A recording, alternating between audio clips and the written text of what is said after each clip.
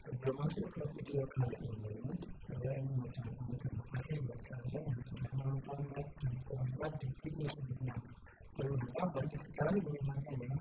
Mudah-mudahan apa yang saya share bisa bermanfaat buat kalian. Tolong share channel ini agar manfaatnya lebih banyak lagi.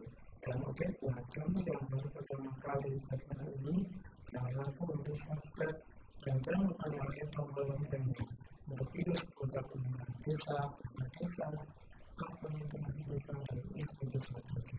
Setelah kemarin kalian disibukkan daftar rekrutmen PLD 2021 dengan berbagai permasalahannya, ada yang bingung surat diketik atau ditulis, pakai materi atau tidak, ijazah pakai, dan lain-lain. Nah, maka kali ini sudah waktunya kalian untuk mempersiapkan diri mengikuti agenda selanjutnya, yaitu tes tertulis, di mana di jadwal ditentukan bahwa dari pengumuman dan tes hanya 1 pekan. Nah, kalaupun gak lolos administrasi, ya anggap saja buat persiapan tes tahun berikutnya. Tentunya kalau ada rekrutmen lagi loh ya. Pasti kalian gak ingin ya nyari contoh soal PLD 2021 sampai pusing di Google. Ya, maka di kali ini biar saya yang pusing menyarikan buat kalian. Meski harus berjam-jam, kalian cukup nyimak video ringkasan dari web penyedia soal yang menurut saya paling relevan. Gimana? Enak kan? Ya, videonya boleh di-like kok.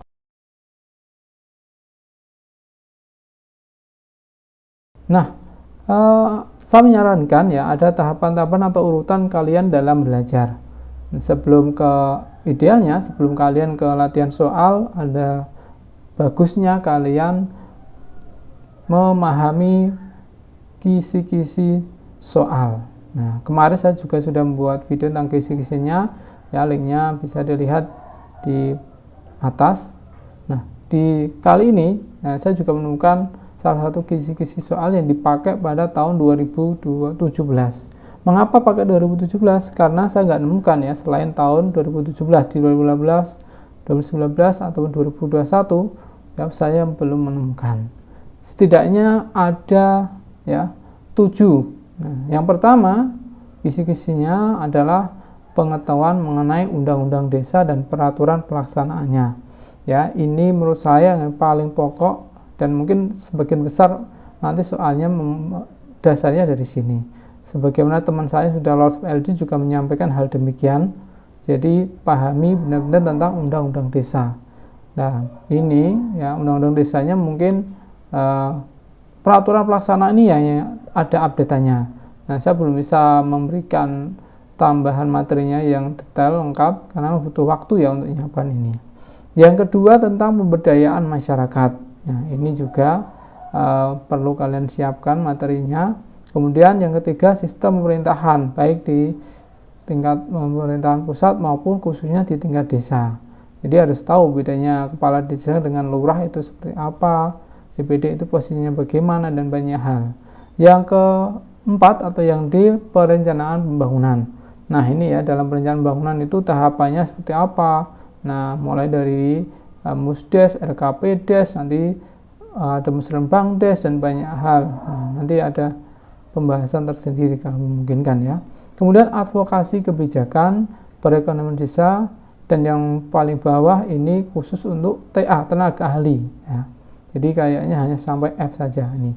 Nah, di channelnya di Desa Membangun Blogspot ini ya sudah disiapkan sebenarnya bahan-bahannya, nanti kalian silahkan download sendiri, dibelajar lagi. Nah, kalau nanti ada waktu ya saya berencana akan membuatkan peraturan turunannya paling update, karena memang ada beberapa peraturan ya tiap tahun itu mesti ada prioritas penggunaan dana desa ya untuk tahun 2022 seperti apa dan seterusnya. Kemudian juga mungkin tentang BUMDes ini juga update-nya ada, tapi saya belum sempat untuk merangkumkan. Jadi sekarang BUMDes itu setelah adanya ya kemarin undang-undang Omnibus Law, nah ini juga punya perubahan yang mengefek pada BUMDes. Nah, juga termasuk peraturan Menteri Keuangan ini juga luar biasa ya, ada perubahannya banyak sekali. Ada gara-gara corona kemarin ini. Nanti lain waktu kalau mungkin kan kita siapkan bahannya untuk kalian baca, untuk kalian pelajari. Dan ini juga sudah ada linknya, nanti bisa di-download sendiri, buku saku pembangunan desa dan tanya jawab seputar dana desa. Nah, ini juga bagian penting karena sampai sekarang masih berlaku tentang dana desa.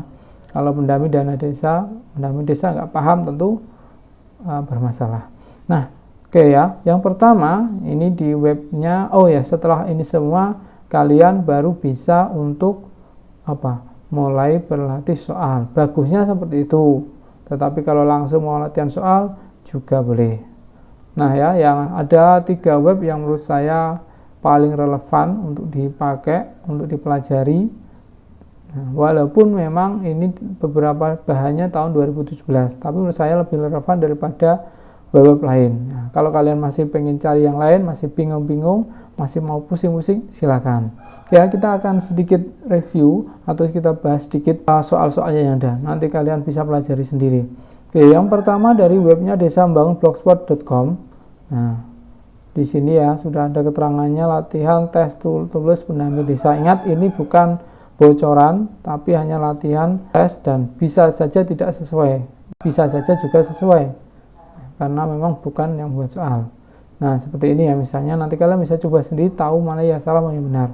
Kawasan desa bukan kawasan mempunyai kegiatan pertanian, pengelolaan SDA, pelayanan jasa, pemerintahan, pelayanan sosial, dan ya, ini adalah pelayanan kehidupan bersama.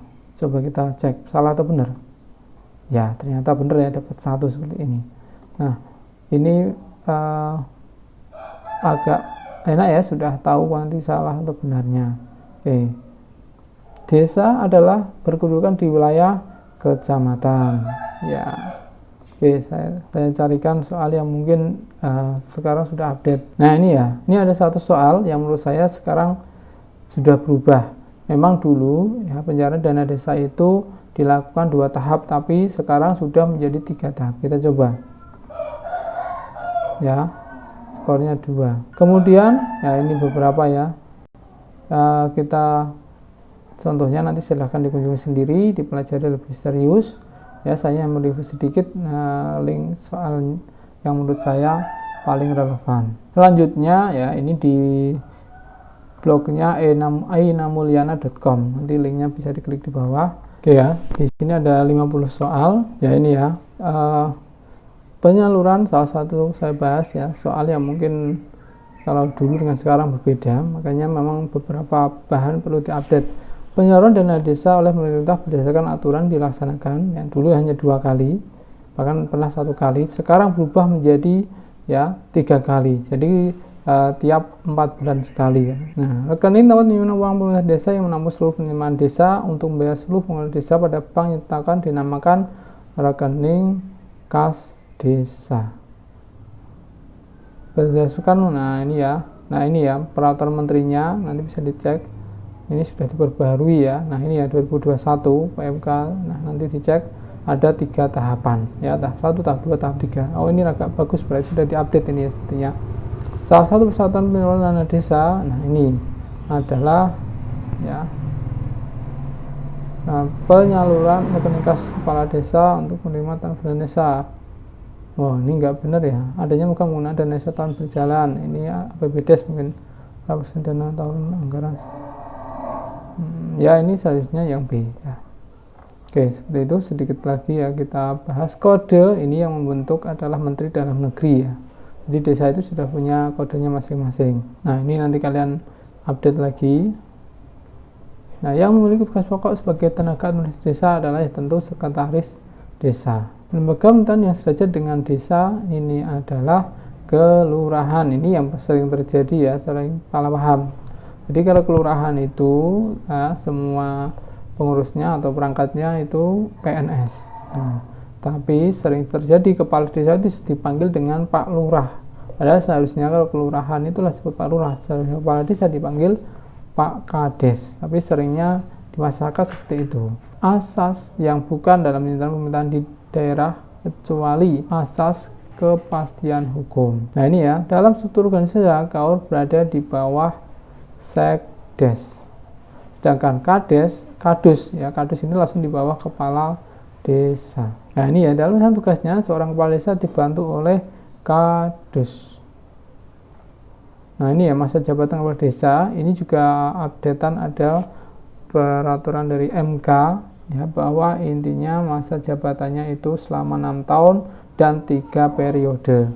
Berdasarkan aturan yang lama ataupun yang baru, di desa yang berbeda pun sama, tetap maksimal 3 periode. Salah satu tugas kepala desa RPJMDes. Nah, ini ya, RPJMDes itu adalah rencana pembangunan jangka menengah desa. Ini yang dibuat untuk jangka waktu 6 tahun. Kalau yang tiap tahunnya namanya RKP. Oke, itu beberapa yang saya review sekilas. Nanti silakan dipelajari sendiri. Nah, untuk soal-soal yang mungkin cocok atau relevan tentang pendamping lokal desa. Nah, yang selanjutnya ini adalah dari soapdesa.blogspot.com. Ini malah justru sudah ada pembahasannya ya. Nah, desa adalah, ini sudah ada pembahasannya, beberapanya sudah ada.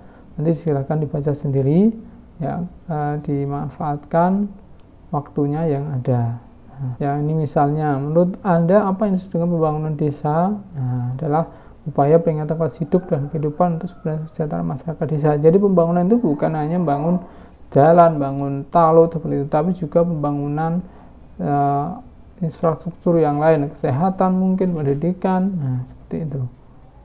Kemudian ini misalnya ya, apa yang disebut dengan keuangan desa? Nah, ini sudah dijelaskan, adalah semua hak dan kewajiban desa yang dapat dinilai dengan uang serta segala sesuatu berupa uang dan hubungan dengan pelaksanaan hak dan kewajiban desa. Nah, dalam Undang-Undang 6 Tahun 2008 pasal ini dijelaskan bahwa desa dapat dihapuskan karena ini ya, bencana alam atau dengan program nasional yang strategis. Ini pernah terjadi dulu di tempat saya karena mau dibangun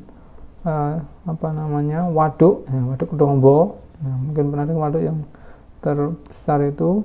Nah, beberapa desa yang di situ harus bedol desa pindah sehingga dihapus ya. Nah, ini juga ada pembahasannya lebih lengkap.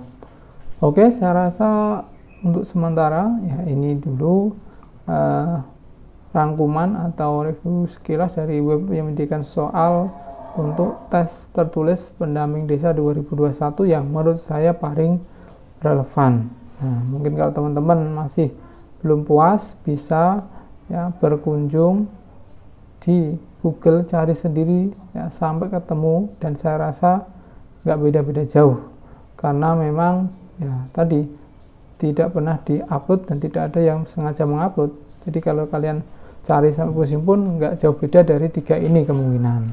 Nah, tapi nggak ada salahnya kalau pengen tahu sendiri ya, silahkan dicoba. Sekian, semoga bermanfaat. Wassalamualaikum warahmatullahi wabarakatuh.